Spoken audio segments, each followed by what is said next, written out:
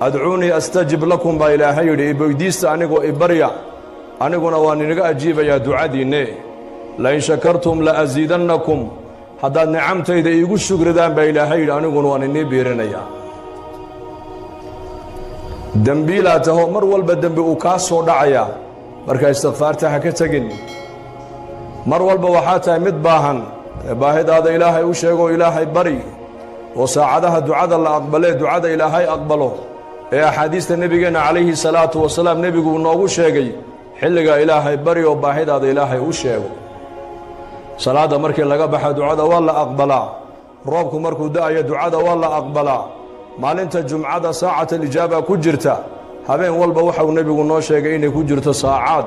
ilaahay tabaaraka wa tacaala uu ducada aqbalayo uu leeyahay ayaa waxay weyddiisanaya hansiiye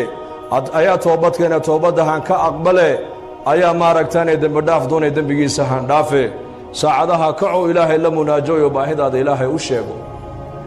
aqrab maa yakuuna alcabdu min rabbihi wa huwa saajidun faakhiru fiihi adducaa faqimanun an yustajaaba lakum buu nebigu yidhi calayhi salaatu wassalaam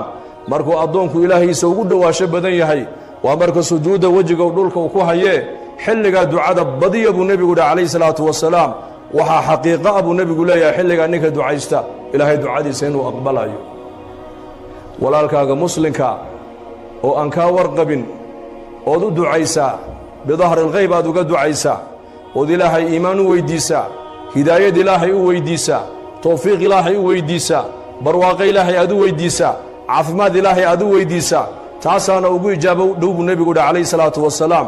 adigu walaalkaaga muslimkae aan war kaa qabin markaad u ducaynayso korkaaga malag baa taagan mar alliya markaad walaalkaa u ducaysidba walaka midluhu malagii wuxuu ku leeyahay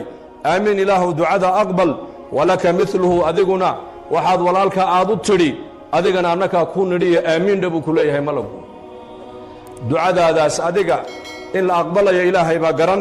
laakiin ducada malagu waa mustajaabo weeyaan markaad walaalkaaga muslimka isagoon kaa warqabin aad u ducaysid waxaad walaalkaa ilaahay aad u weyddiisid adigana malag baa ducada tun lamida kula dul taagan oo ilaahay kuu baryaaya